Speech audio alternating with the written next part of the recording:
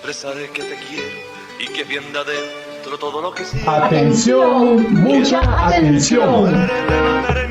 Se viene el segundo aniversario del Frente Intercontinental del FMLN, canal oficial de la militancia en el exterior, Rompiendo el cerco mediático. y fuente de solidaridad con el pueblo salvadoreño. 10 de diciembre, de 2 a 4 p.m., hora de El Salvador. Dedicamos este segundo aniversario al comandante Dimas Rodríguez, caído en combate el 12 de diciembre de 1989, en el marco de la ofensiva Hasta el Tope y Punto, también conocida como ofensiva Fuera los fascistas, Febe Elizabeth vive. Y con él rendiremos homenaje también a todas y todos los veteranos del FMLN y a todas y todos los lisiados de guerra del FMLN, conquistadores de la paz y la democracia en El Salvador, selladas con la sangre de todas y todos los héroes y mártires de la revolución salvadoreña. ¡Te esperamos! ¡Hasta la victoria final!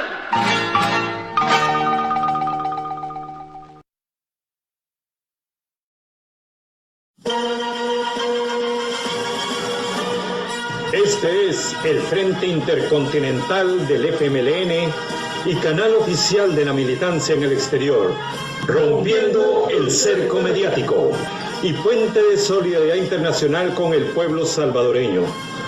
Enviamos un fraternal saludo a toda la militancia del FMLN en el exterior, así como al interior de nuestro querido país, a todos los colectivos del Frente Intercontinental del FMLN en El Salvador, Canadá, los Estados Unidos, Europa y Australia. También un fraternal saludo a todas y todos los salvadoreños en el exterior y a todas y todos los que nos siguen y comparten nuestras transmisiones en cualquier parte del mundo. Comenzamos.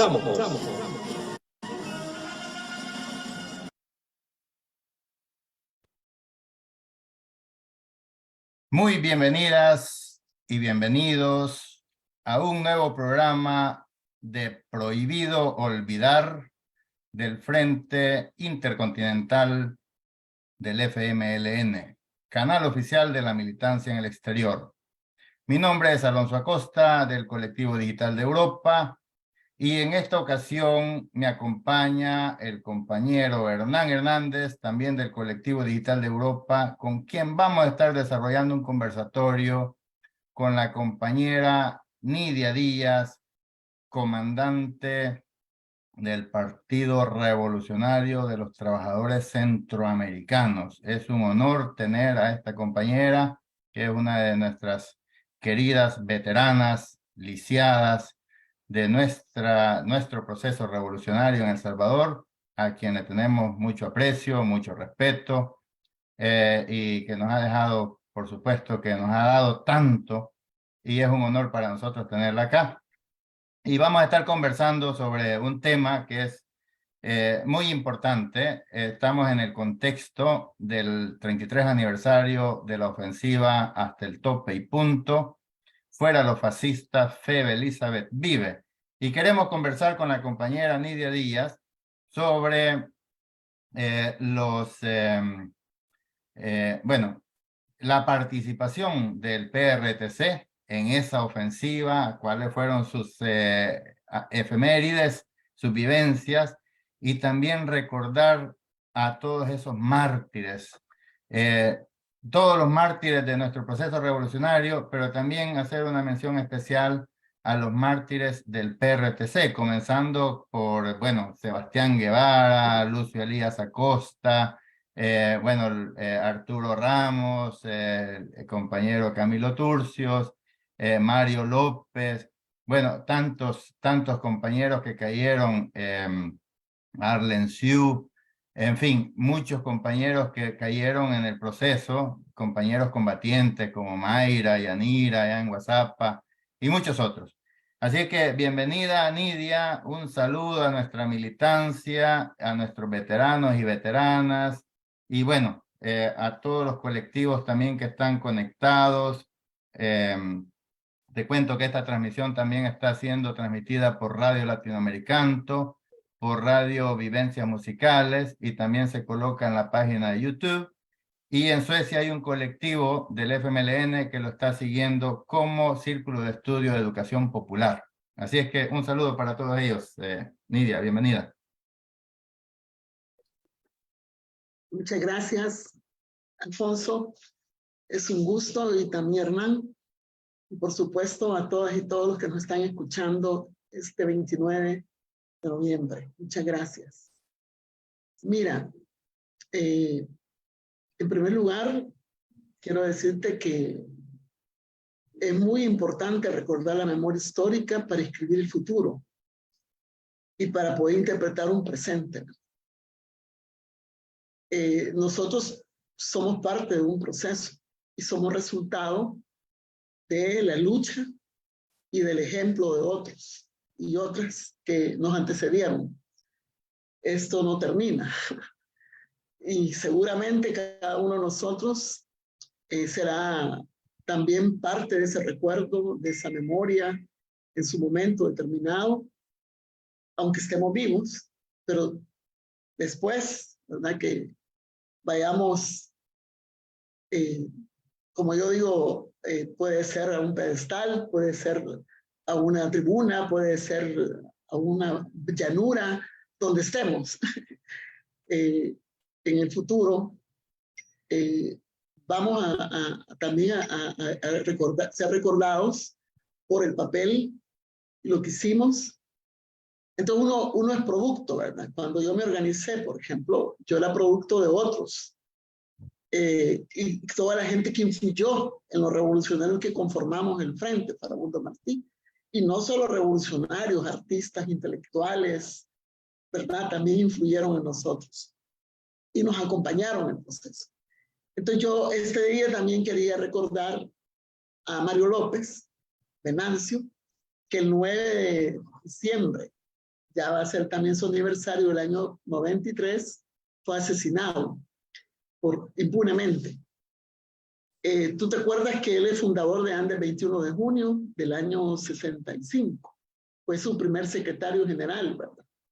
Y Mario López en los años 72, 73, funda también el FAPU, el Frente de Acción Popular Unificada, que era un esfuerzo de Resistencia Nacional, RP, Resistencia Nacional, ¿verdad? Todavía nosotros estábamos dentro de esa forma, Resistencia Nacional, cuando se da la ruptura en el año 73, y vamos después a conformar lo que fue la ORT, Organización Revolucionaria de los Trabajadores, junto con otro grupo de Fabio Castillo, que lo dirigía, siempre dentro del RP.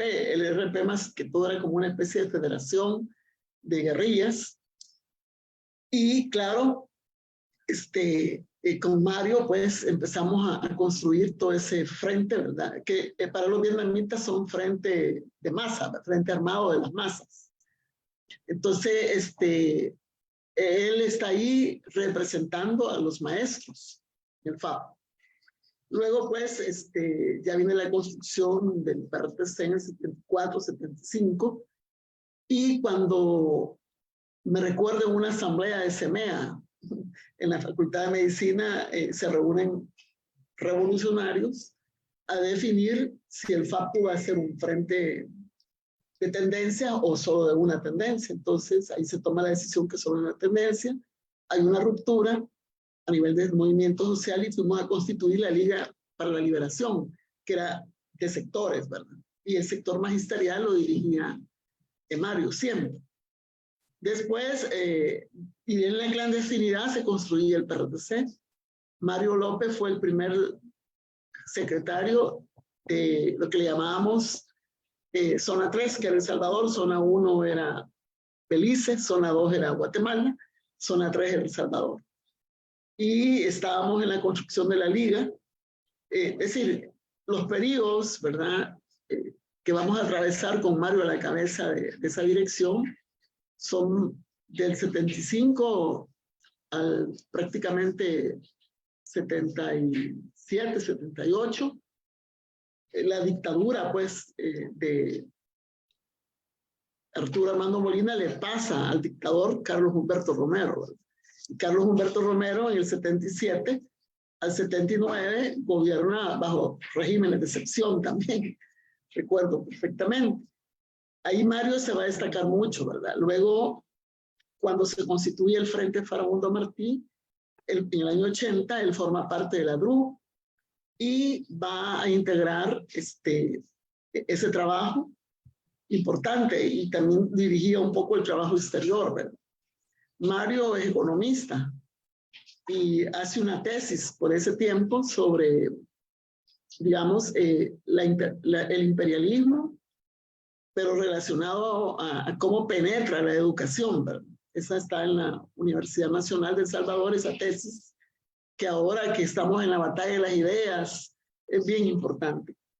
Y solo decir, pues, que Mario forma parte de la comisión diplomática desde el año 1984, cuando Fabio Castillo deja de serlo en representación del RTC, y es el secretario adjunto. Ya en los procesos después, ¿verdad? Desde el año 87, yo asumo la Comisión Política Diplomática y Mario entra al interior.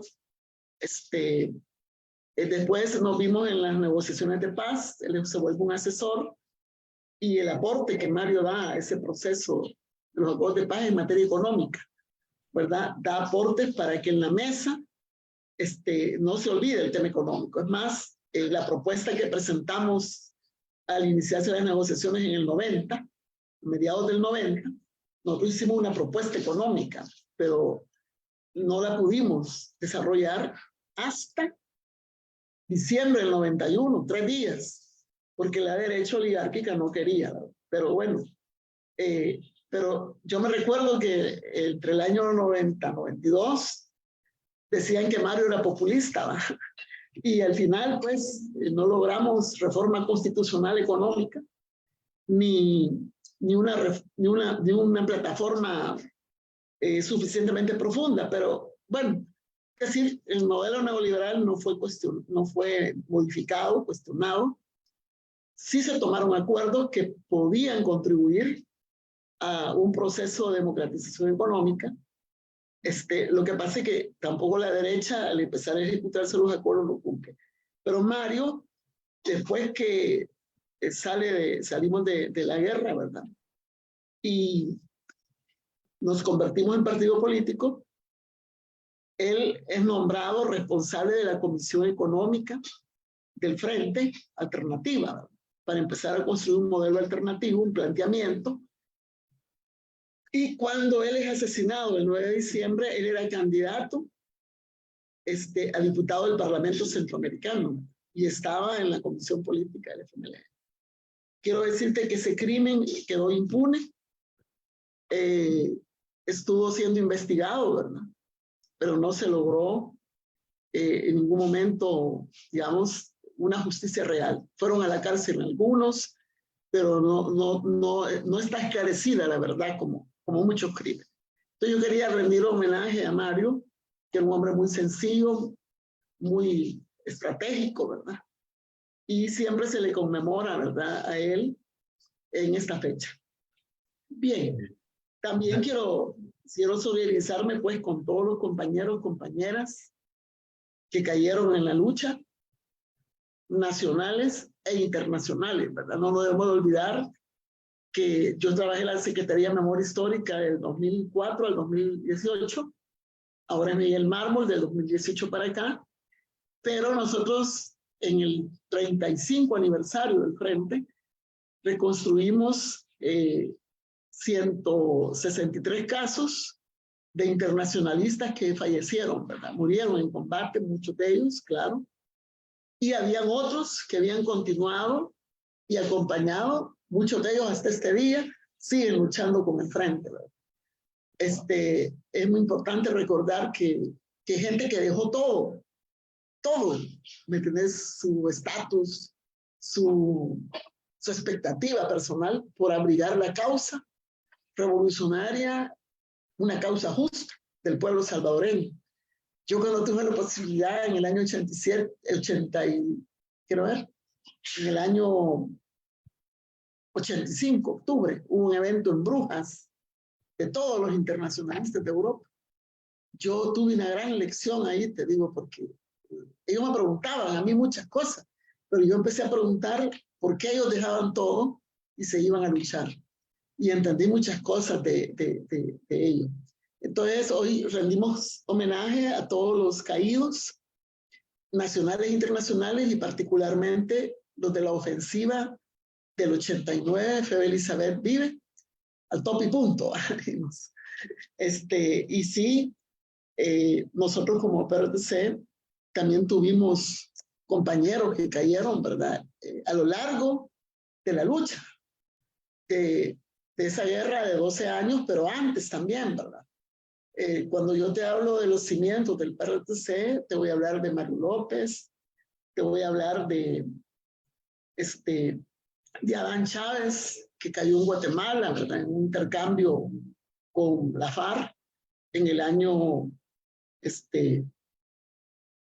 creo que, si mal no recuerdo, estamos hablando del año 71, ¿verdad? También hablamos de algunos de los fundadores que cayeron después de Honduras, como fue el doctor José María Reyes Mata, Chema, que cayó con una columna en el año 83.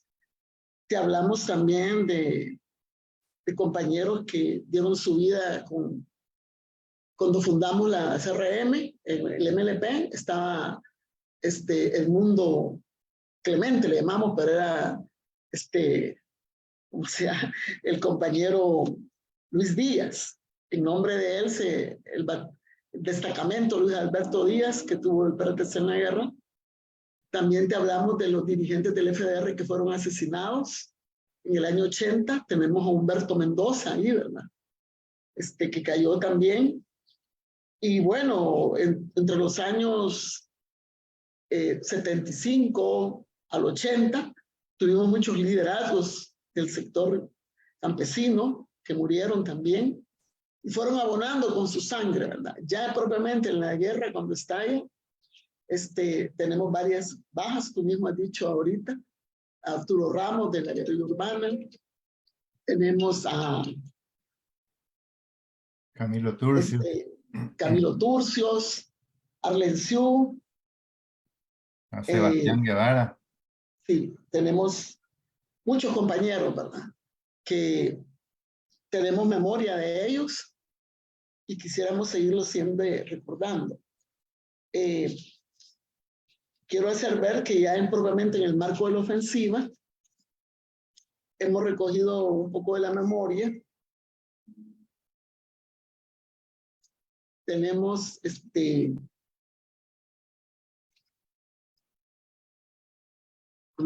quiero ver, permítanme que sí. Bueno, allí en Fenastras cayó una compañera, hija de Humberto Mendoza, el dirigente del FDR. Ella se llamaba Julia Tatiana Mendoza Aguirre, del sindicato gastronómico Estijax. Ella estaba organizada en el Movimiento de Liberación Popular, que era el nuevo esfuerzo. Después que estuvo la Liga para la Liberación, surgió el MLP, y por los años 78, 79. Sí, entonces ellos forman parte de la Coordinadora Revolucionaria de Masa. Nosotros recordamos a esta chica, que era muy activa, ¿verdad? Dentro de los sindicatos. Ya propiamente en la ofensiva, en el Cerro Guazapa, está Ricardo Esteban Flamenco Miranda, conocido como el comandante Sebastián Ruiz de la FARC, ¿verdad? LP, porque eran Fuerzas Armadas Revolucionarias de Liberación Popular. Él era hermano de compañero comandante Miguel Mendoza, Oscar Miranda, ¿verdad? Que por cierto el 28 de diciembre va a cumplir años de fallecido, él ya es el del 2017, que murió de un cáncer en el hígado. Pero siempre vamos a recordar todos sus aportes, su heroísmo de Miguel, que fue oficial, ¿verdad? Pero como estamos relacionándonos con Esteban Flamenco Miranda, que era el comandante Ruiz. Y también, ¿verdad? Una compañera, Yolanda Edith Santos, quien fue herida de gravedad, ¿verdad? Con la comandante Yuri del PRTC, una mujer. Ellas desaparecieron después de la emboscada, de una emboscada, ¿verdad? Después de un enfrentamiento armado, se escucharon detonaciones y la gente cuenta que fueron 2 disparos, ¿verdad?, de arma corta. Entonces, también en el marco de la ofensiva es capturada, torturada y asesinada la compañera Jaime Daisy Alonso. Ella, con un acto de valentía, quiso rescatar a las 2 compañeras que mencioné anteriormente, Yolanda Edith Santos y la comandante Yuri. Entonces esta compañera, ¿verdad?, Daisy Alonso, ella quería rescatarlas porque habían caído en la emboscada, ¿verdad? Entonces nos recordamos este hecho de heroísmo de mujeres también, ¿verdad?, en el marco de la ofensiva del 89. También tenemos otros combatientes que cayeron. Me han informado, pues, porque estuve preguntando un poquito, ¿verdad?, que fueron como unos 10 compañeros más que cayeron en combate. Algunos de ellos, pues, uno se llamaba Julio, otro se llamaba Héctor, me dicen, otro se llamaba Balmore. No me dieron más nombres, ¿verdad? Pero de los casos que yo recuerdo realmente, que puedo decir que sí, es este hecho de Esteban Flamenco Miranda y también estas 3 compañeras, ¿verdad? Posteriormente nosotros rescatamos el heroísmo, pero esto ya fue hasta el 91, del internacionalista venezolano Julio César Guzmán. Su papá lo habían asesinado también en combate en el año 80. 11 años después cayó el hijo, ¿verdad? Y nosotros recordamos también a la compañera internacionalista que ahora trabaja intensamente en Venezuela, la compañera Lidice Navas, que en la guerrilla se llamaba Amaica. Ella se ha dedicado al Banco de la Mujer en Venezuela. Tiene una gran militancia, porque antes de incorporarse esos 3 venezolanos a la guerrilla salvadoreña, ya tenían una experiencia en la guerrilla venezolana, en los orígenes.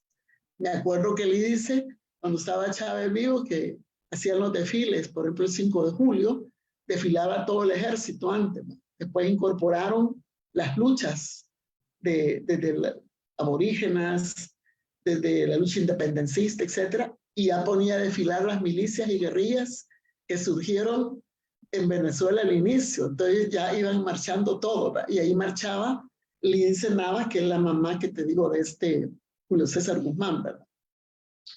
Entonces, yo quería referirme puntualmente a estos nombres porque sí me causaron un gran impacto.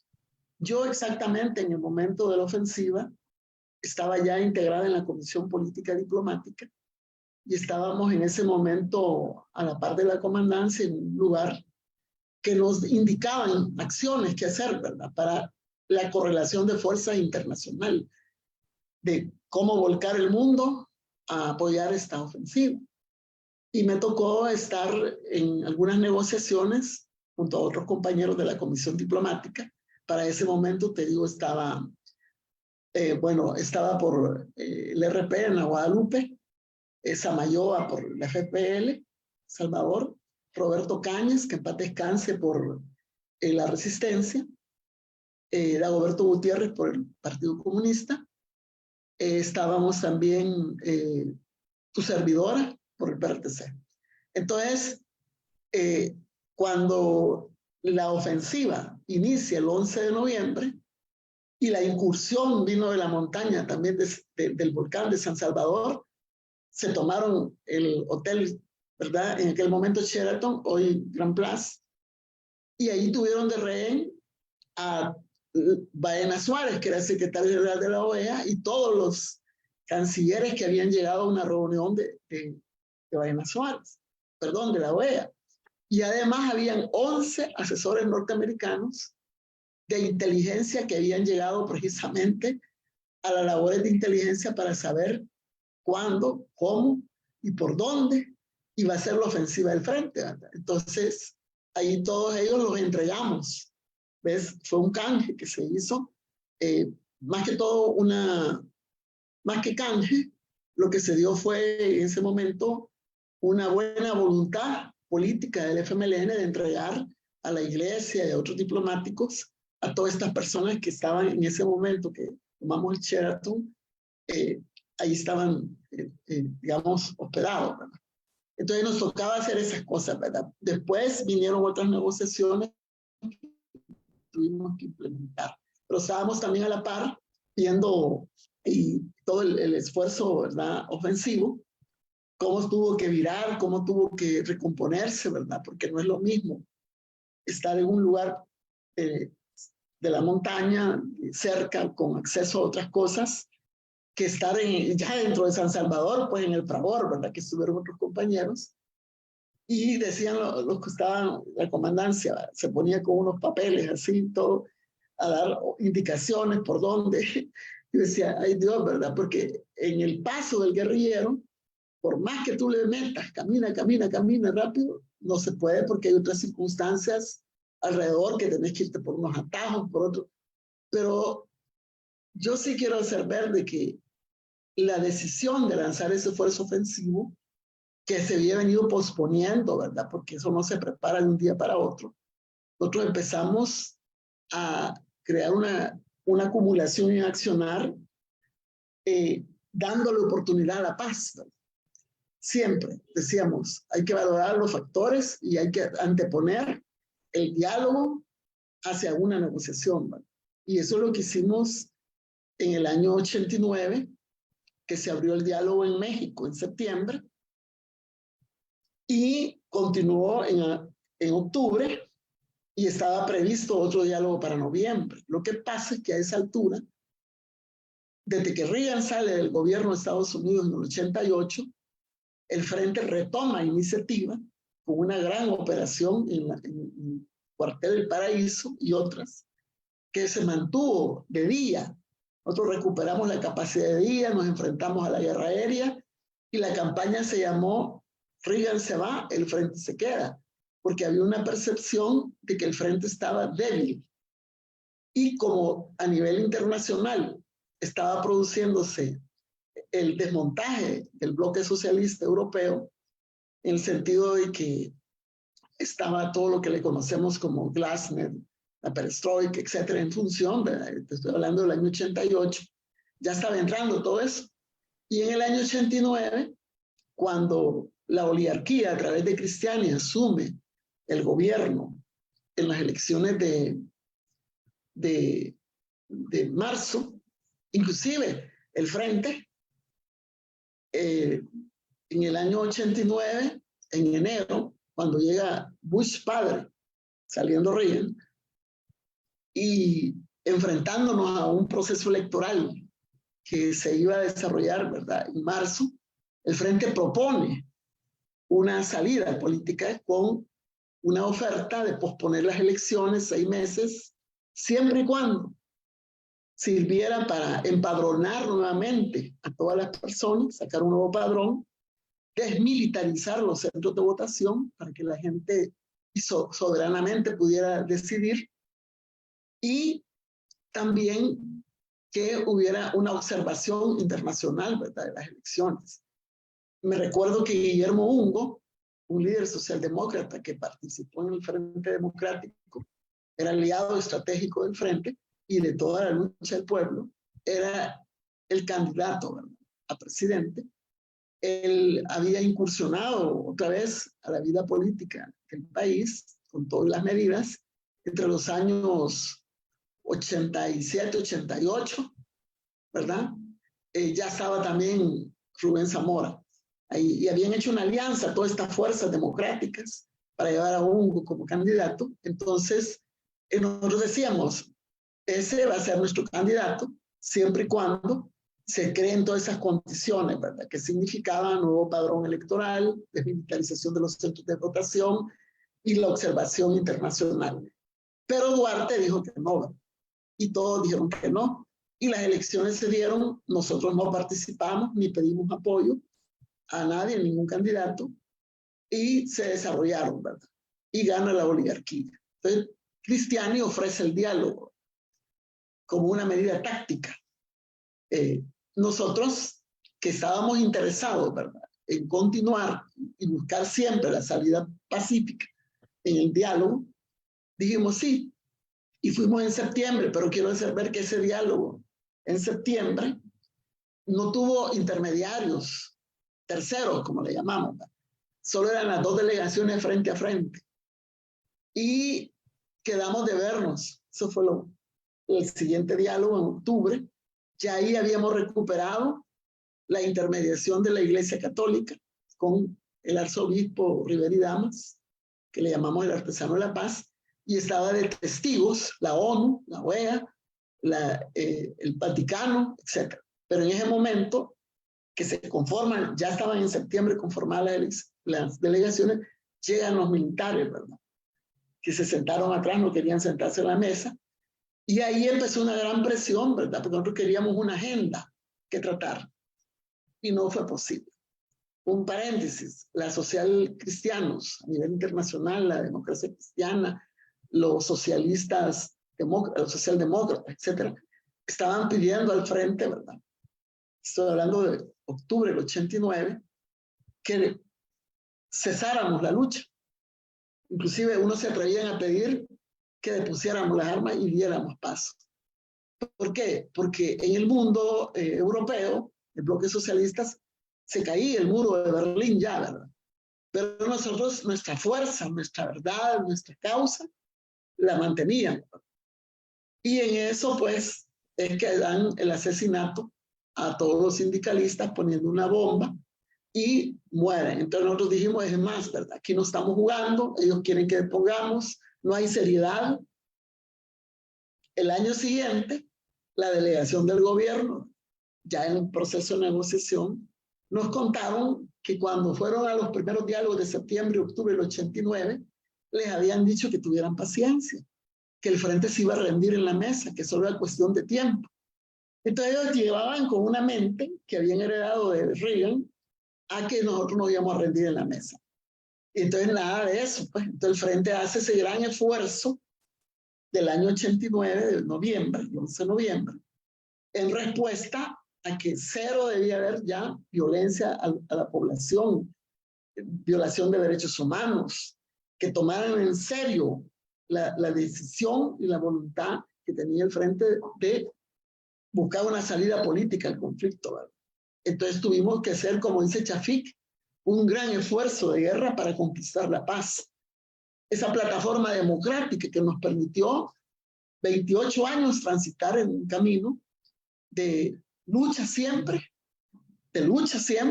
pero no en guerra, ¿verdad?, como que estábamos antes.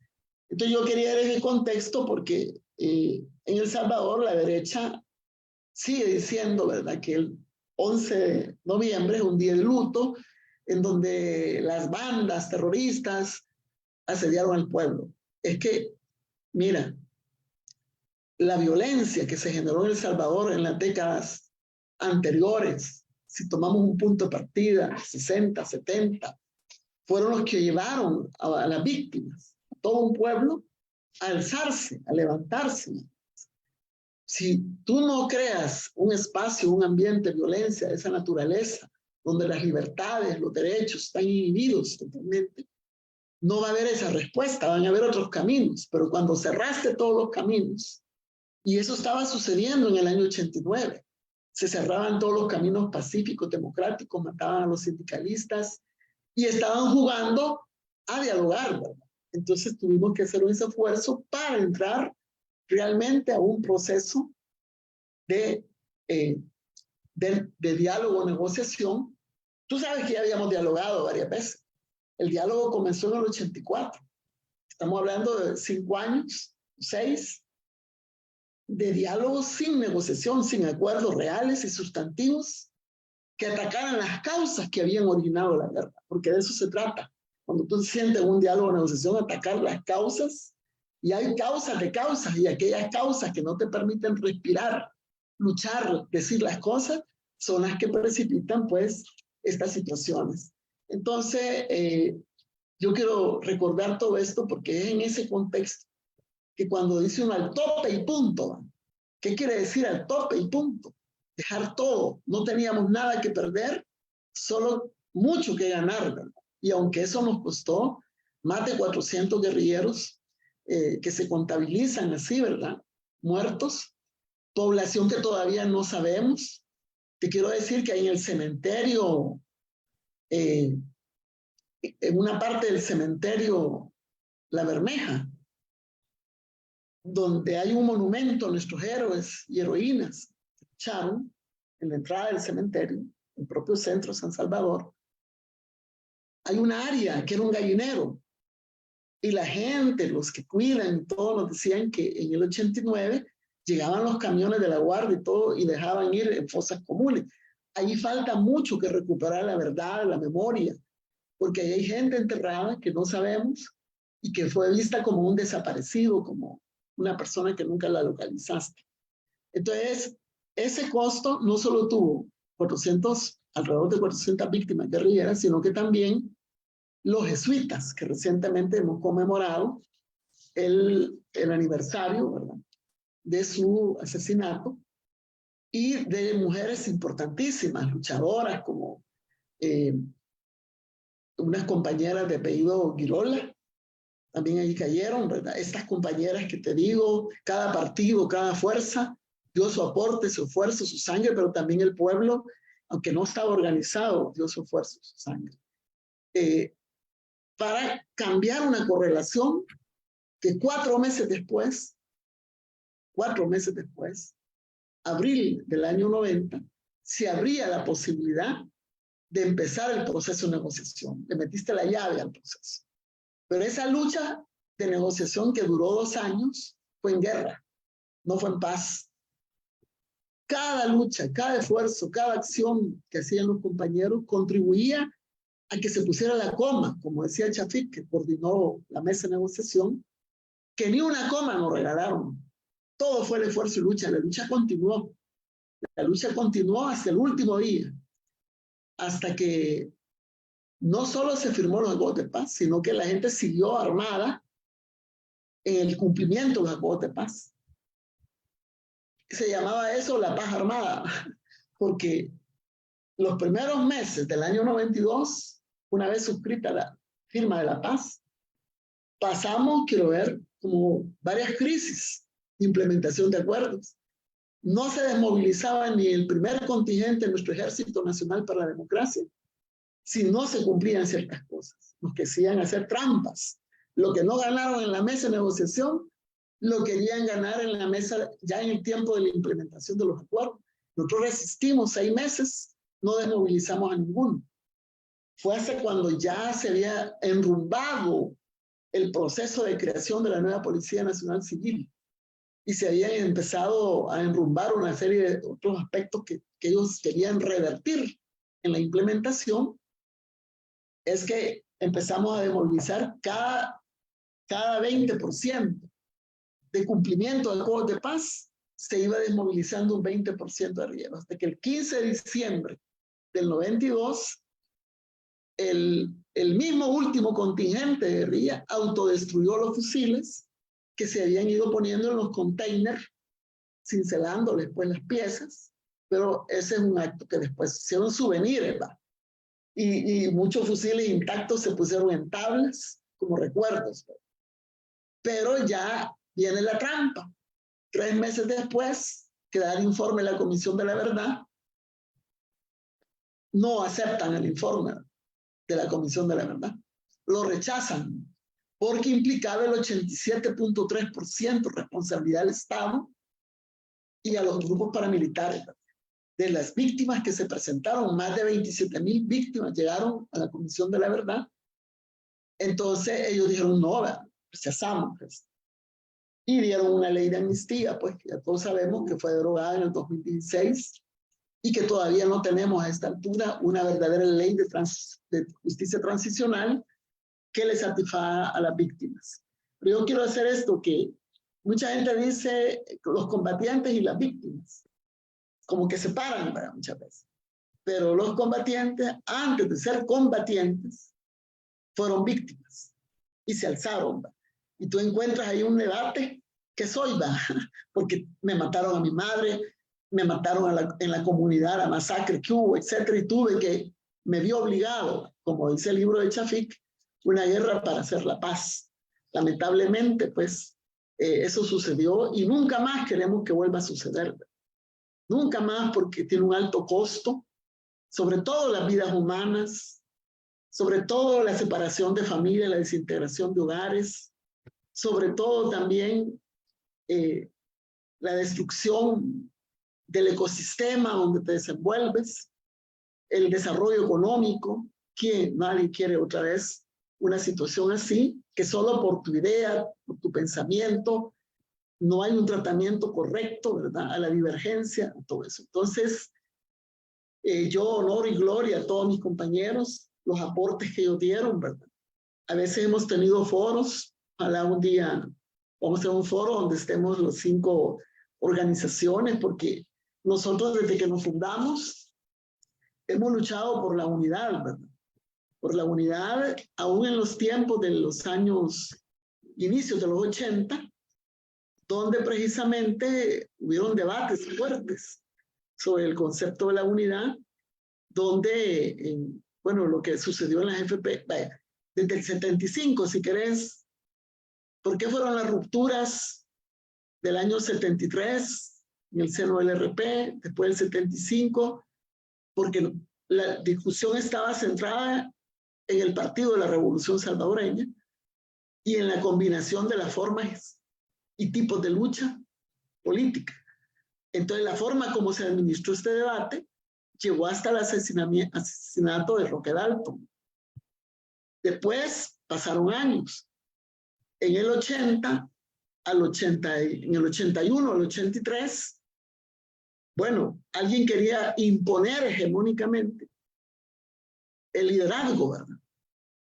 En la FPL, y se da una lucha ideológica en el seno de la F, pero que tiene un impacto para toda el FMLN. Y la forma como se resuelve es asesinando a la comandante Ana María, que es propiciada por una unidad no impuesta, sino producto de las decisiones, digamos, de consenso de los cinco partidos. Y así, pues, bueno, hemos venido de tiempos de todoísmo, ¿va? Me acuerdo que en el 85, 86 dijimos que no íbamos a hacer un solo partido, fundimos todas las acciones de educación, revista y todo, y vimos que habían estilos, formas diferentes, y nos volvimos a desarrollar individualmente entre el 87 y 89, pero siempre bajo el frente. Y después, ya que se da la negociación, se convierte el frente en partido político, ya tenemos desde el 92, desde que se fundó el frente como partido político, 30 años, ¿verdad? De construcción de un partido que ha atravesado distintas etapas.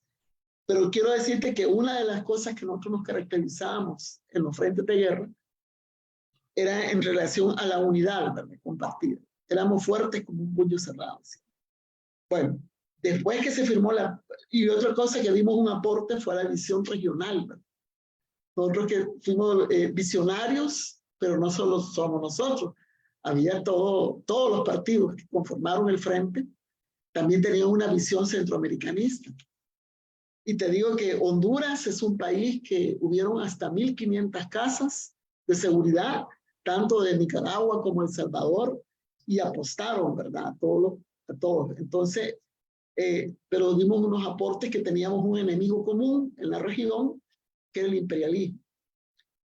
Igual, ya propiamente cuando estalla la guerra, nosotros considerábamos que el enemigo que prolongaba el conflicto, el que lo hacía largo, era precisamente la intervención norteamericana.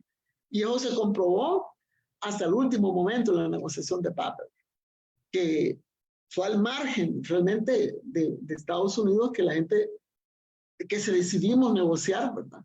Y ellos se tuvieron que sumar ya en el último trimestre, como tal. Pero no, antes era la apuesta a la salida militar.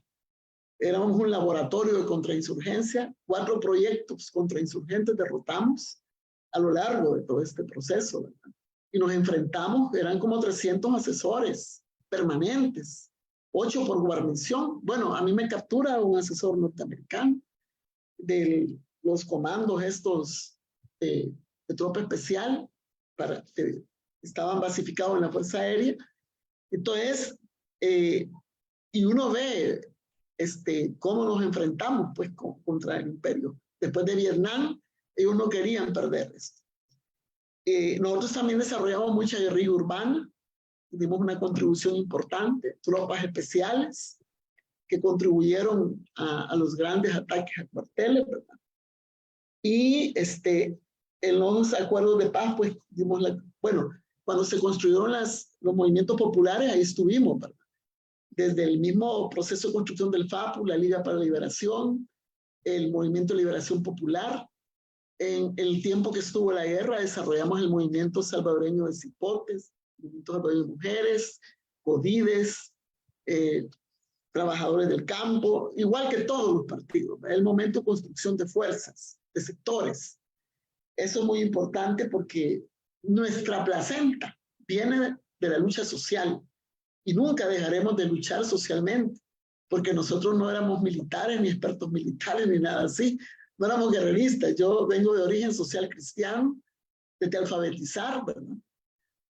Con método común, hasta alfabetizar con método Freire, etc. Y así cada uno de nosotros vinculado a luchas estudiantiles, profesionales, obreros, campesinos, estudiantes. Entonces, esa es la esencia, ¿verdad? Como dicen, la placenta donde venimos nosotros. Y así seguimos luchando. Ya no estamos en las... la guerra ya no, pero seguimos luchando y cada uno en sus sectores, ¿verdad? Y la línea es que si soy abogada, que si soy ingeniero, que si soy economista, también me vincule a estos sectores, ¿verdad? Y también a organización social. Y por supuesto a los partidos políticos, ¿verdad? Nosotros vemos así un partido político para dirigir el proceso de lucha por el político. Pero hay gente que no, que te dice me quedo en lo social, ¿verdad? En la lucha social, por tal reivindicación, etc. Pero lo importante es el acompañamiento. Entonces, yo quería decirte pues que en las negociaciones propiamente estuvo el aporte económico que dio Mario López. Hay, a veces cada vez que se conmemoran las fechas de Mario, se sacan los documentos que él escribió y que otro grupo de compañeros que estaba a la par de él en la Comisión Económica Alternativa que construimos al firmarse la paz, sobre el modelo económico que debíamos impulsar alternativo. Y también dimos aportes importantes en materia de seguridad, ¿verdad? Francisco Jovel, en las negociaciones de paz, llevaba el tema de la nueva seguridad pública en el país, dentro de la división que se hizo en el tema de la comandancia. Yo pienso de que la memoria, cuando uno hace memoria, recuerda, es para que no se olvide de dónde venimos, en qué momento estamos y a dónde queremos ir, el rumbo. Es importantísimo y vital para la forma de ver las cosas. Si uno solo mira el presente, el ombligo, y pierde la perspectiva de dónde viene y a dónde quiere ir, no puede, como dijera, valorar suficientemente el momento en que está. O las cosas que ha logrado no se valoran hasta que se pierden, ¿verdad? También. Entonces, ahora vivimos un momento de la lucha por la defensa de las libertades. porque aquella plataforma democrática que se pactó en La Paz para seguir luchando, porque nadie dijo que ahí terminábamos, para seguir luchando, se han perdido muchos espacios de libertad, de derechos. Bueno, el Consejo de Derechos Humanos de septiembre de este año en la Ginebra dio el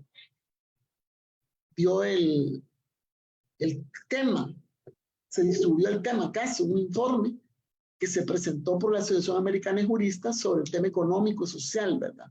La situación que está padeciendo El Salvador en cuanto al desempleo, sobre todo el sector público, también la falta de la libertad sindical, no le dan las credenciales a los directivos, les asaltan sindicatos cuando no están de acuerdo en la composición. Toda esa parte, los derechos laborales, está en Ginebra ya. Y también, por supuesto, el alto costo de la vida, la situación de la pérdida de programas sociales, todo eso está creando unas condiciones muy deterioradas en la población. Y igual, pues, las libertades y derechos, que es lo que más se cuestiona, la persecución política en sus diferentes formas. El caso Laura fue acaba de ser tratado. Yo estuve en esa conferencia de los juristas de América Latina, presentando los 3 grupos de casos de perseguidos. Y por supuesto, en otro foro, acaba de llegar el Comité de la Tortura de las Naciones Unidas en El Salvador, y han hecho una serie de recomendaciones y preguntas, etc. Y así usted encuentra un proceso dinámico de lucha, que ya creíamos que no íbamos a regresar a esas fases o esas etapas, pero bueno, las circunstancias histórico-políticas no se vuelve a repetir exactamente todo igual, pero porque se dan en distintos contextos, momentos, y las formas son diferentes, pero la esencia está ahí. Entonces, si uno olvida a los compañeros que con su esfuerzo, su sacrificio, abonaron y están velando, porque uno cree que ya están muertos, ¿verdad? Sí, ya nos olvidamos, ¿verdad? Los compañeros están velando, siempre siguen velando, si esa bandera de lucha, si ese puño siempre está en alto, por lo que un día ellos dieron su vida, su sangre, ¿verdad? Uno dice honor y gloria, memoria, pero también ellos están ahí velando las nuevas generaciones, ¿verdad? Entonces eso quería comentarte, y yo siento que el PRTC es uno de los partidos que no tuvieron mucho desarrollo orgánico, numerosas personas no tuvimos, pero sí nunca olvidar que cada uno dio un aporte de calidad también, de esfuerzo, ¿verdad? Y que en estas nuevas circunstancias, ¿verdad? Todos somos necesarios, todos somos personas que podemos aportar desde cualquier trinchera que estemos en una misma ruta. Ahí está la sabiduría de cómo conducir, de cómo administrar, de cómo sumar en este momento. Para mí, yo siempre lo digo, mira, nadie sobra. Es cierto, nadie es indispensable, ¿verdad? En la vida, pero nadie sobra. Todos podemos jugar un papel importante. Muchísimas gracias, Nidia. Mira que nos has dado una cátedra de no solamente de historia, sino que también de esa cuota de sentimientos que van acumulados ahí, porque hablar de compañeros que cayeron no es fácil, porque pues sí, va ahí toda una hermandad, todo un compañerismo, toda una historia juntos. Y te digo, cuando tú estabas hablando de todos tus compañeros, yo a la mayoría de ellos los conocí, muchos de ellos que, bueno, no los mencionaste, como, bueno, el Churro, no sé si te acuerdas del Churro en Guasapa, que cayó en Apopa. Sí, bueno, yo conocí a todos ellos. Te cuento de que yo me organicé en la BRES. Yo me organicé en la BRES y el micrófono. Y yo asumí el nombre de Mario Castillo en homenaje a Mario López y a Fabio Castillo, porque estuve en el Congreso ese justamente cuando Edmundo Clemente, cuando Luis Díaz salió de secretario general de la BRES y asumió a Alexander. Yo estuve en ese congreso. Sí. Estaba Ah, chiquitita todavía, tenía 13 años. Pero mira, por ahí anda. mira. ¿Y tú dónde naciste? ¿En San Salvador o en otro? No, yo nací en los barrancos de Mirandilla, ¿no?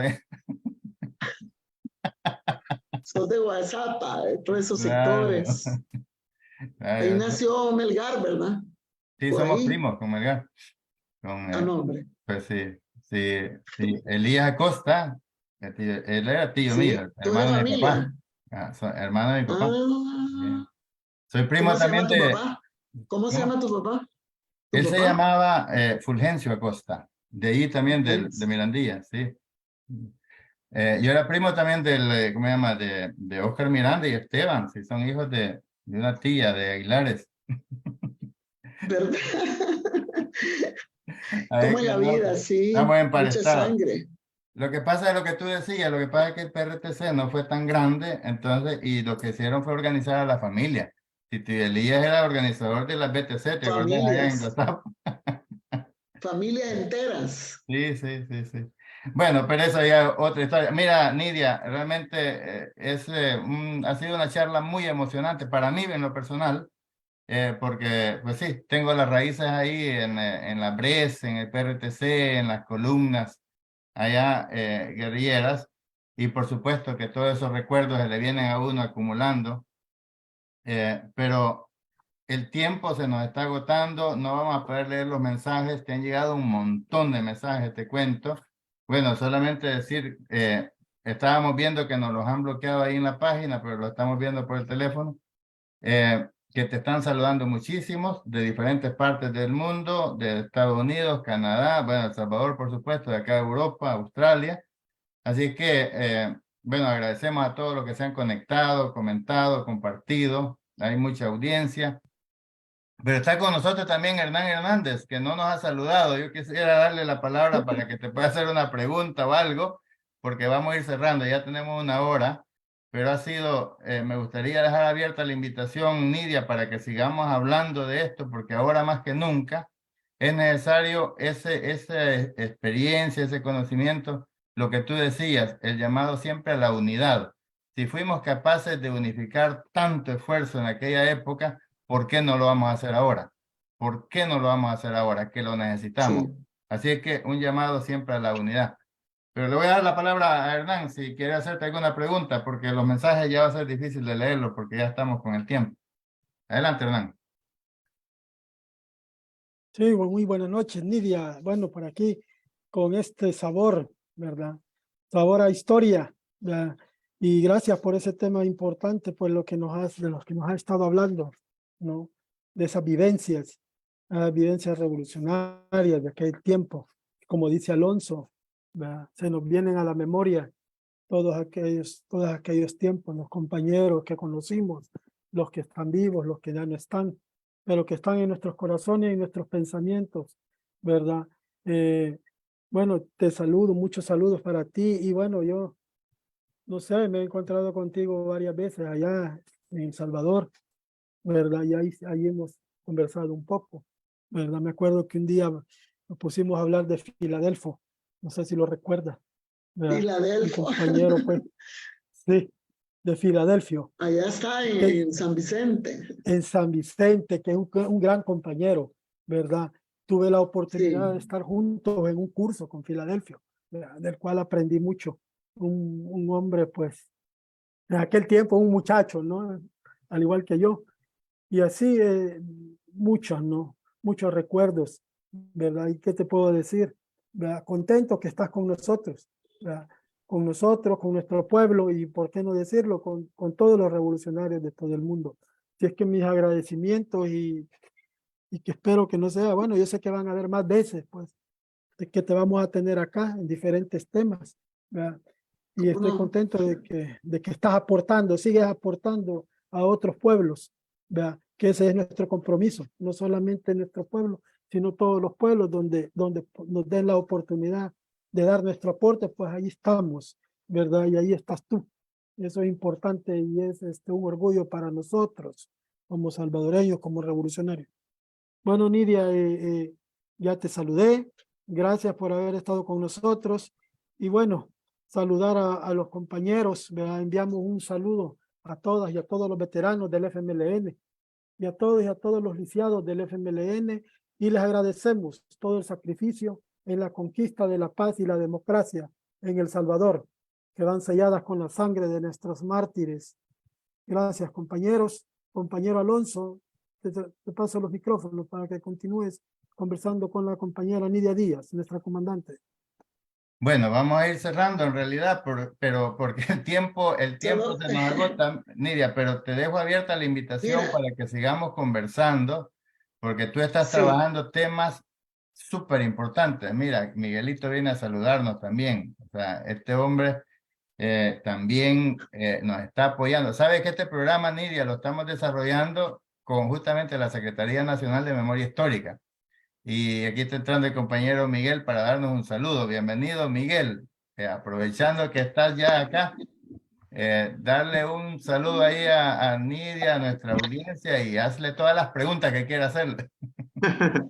No, gracias. Yo he estado viendo la entrevista, ha sido una entrevista muy buena, mucha gente se conectó, muchos saludos, y qué buena entrevista. Y gracias, Nidia, por toda la información, los ánimos que nos inyecta, y qué bueno haber compartido este momento con Nidia Díaz.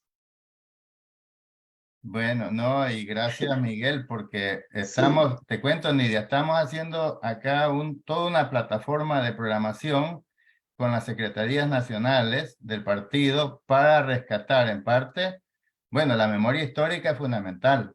Tenemos también programas dedicados a nuestros pueblos indígenas, redescubriendo El Salvador desde sus raíces y su gente. Imagínate. Qué bueno.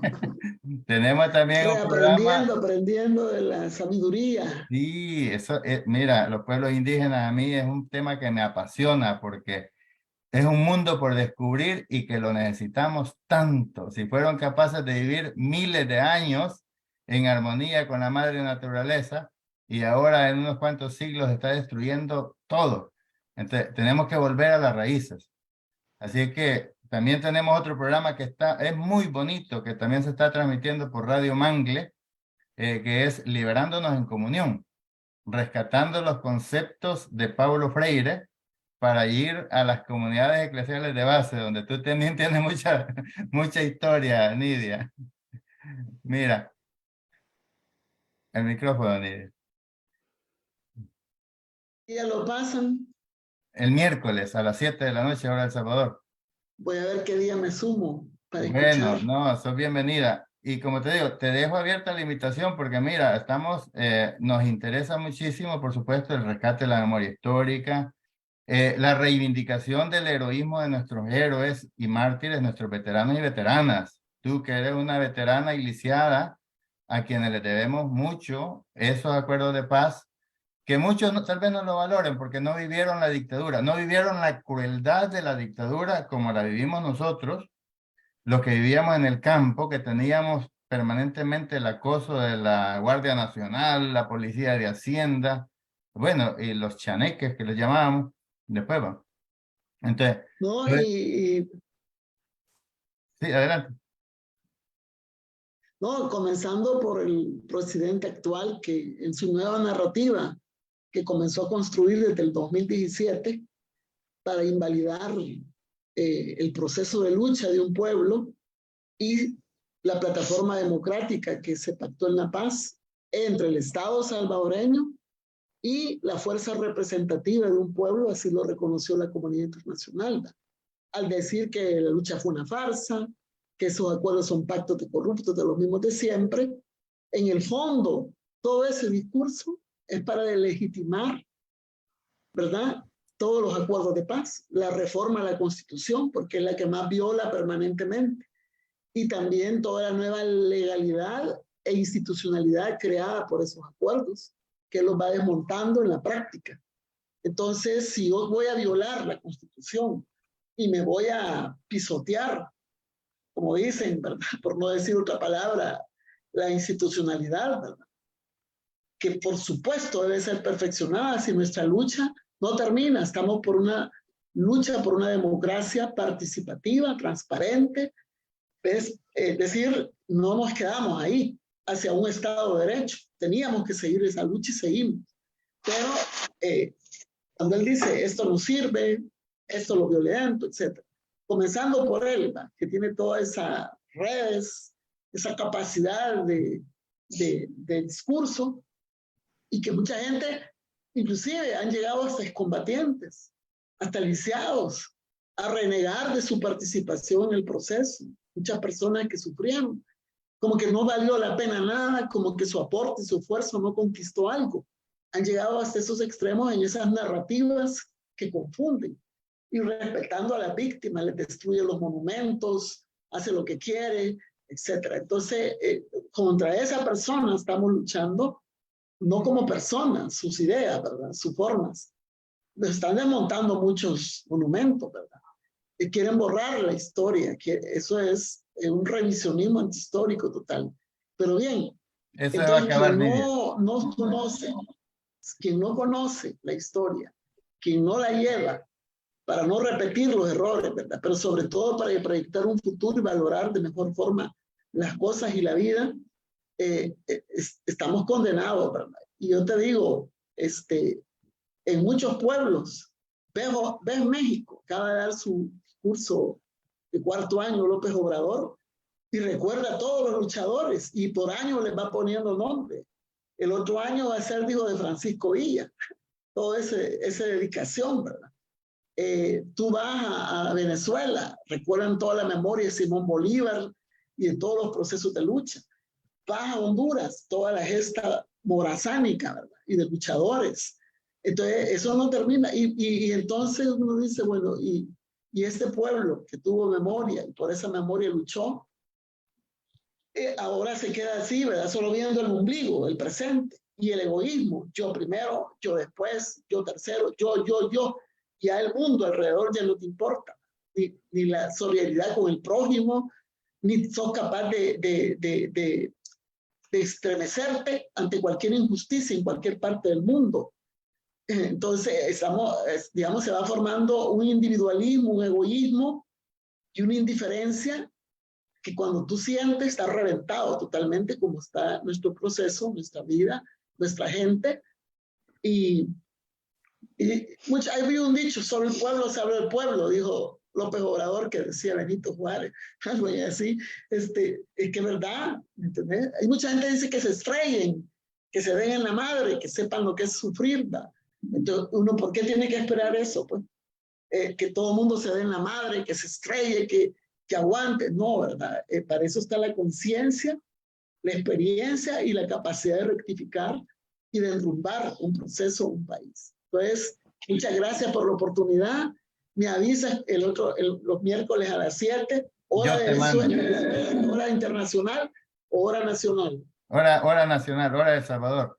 Yo te mando los enlaces cuando estén saliendo, porque mira, es súper interesante. Vieras que la recepción que está teniendo, porque estamos trabajando el método de interactuar directamente con las comunidades, con los liderazgos comunitarios, esa gente que ha estado por siempre invisibilizada.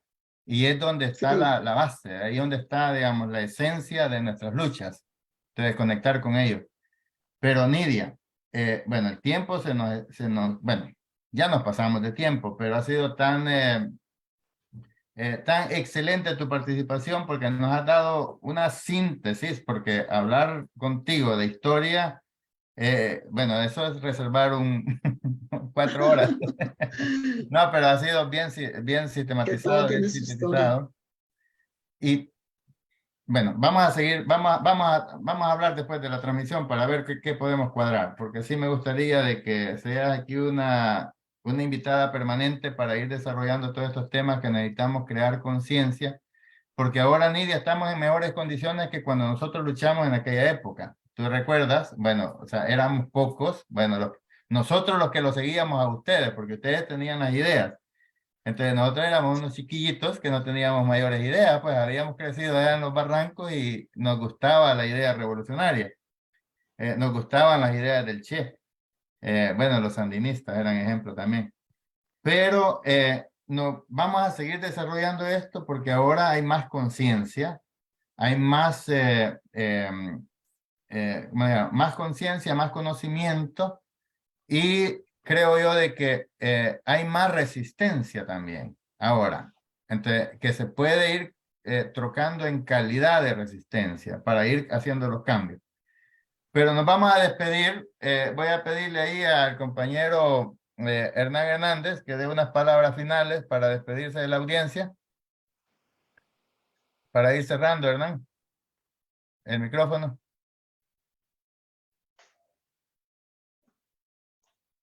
Gracias, Alonso. Sí, igualmente vamos a despedirnos. Vamos a despedir este programa agradeciendo a nombre del Frente Intercontinental del FMLN, canal oficial de la militancia en el exterior, la participación de la compañera Nidia Díaz y comandante del FMLN por aceptar la invitación. Nos despedimos no sin antes invitar a toda la militancia en el exterior a unirse a este esfuerzo y hacer un llamado a la unidad, exigiendo la libertad para las y los presos políticos en El Salvador. Agradecemos también a la solidaridad internacional por el apoyo que nos han dado, nos dan y nos seguirán dando en nuestras luchas por nuestra liberación, por la paz y la democracia en El Salvador.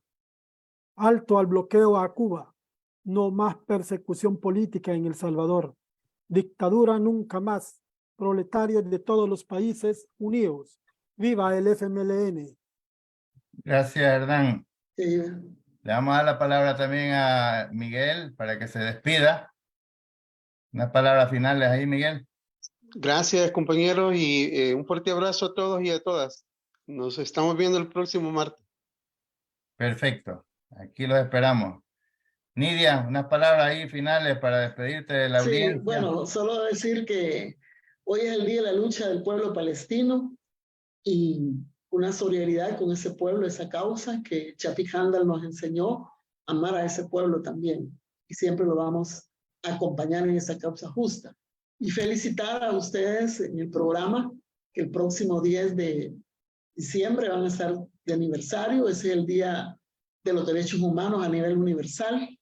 Y qué bueno que sea el día de la fundación y que se lo dediquen a nuestros héroes, heroínas, como Dimas Rodríguez, a quien también tuve la oportunidad de conocer, y del resto de compañeros y compañeras caídas también en diciembre y en el marco de la ofensiva.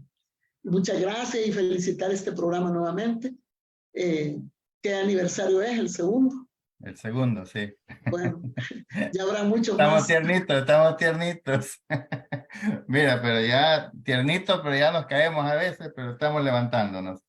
Pero, Nidia, muchísimas gracias. Muchísimas gracias. ¿Cómo bueno, no, Alfonso? Muchas gracias a ti. Ha sido un enorme placer tenerte acá de nuevo y no va a ser la última vez, por supuesto, porque aquí en las luchas nos encontramos. La lucha continúa, dijo el comandante Simón. Así que, bueno, quedan todas y todos invitados para seguir las programaciones del Frente Intercontinental del FMLN. Todos los días a las 12 del mediodía tenemos programación de lunes a sábado. De igual manera, todos los días a las 7 de la noche, de lunes a sábado. Y a las 8 de la noche también, que se pasan programaciones grabadas, pero que son cápsulas informativas de El Salvador, como Mujeres en Acción, como Lo que ellos no te cuentan, como Frente Noticiario Informativo. Bueno, así que nos despedimos agradeciendo a todas y todos por haberse conectado, compartido, y les pedimos que lo sigan haciendo. ¡Viva el FMLN! Honor y gloria para nuestros héroes y mártires. Que vivan. Honor y gloria.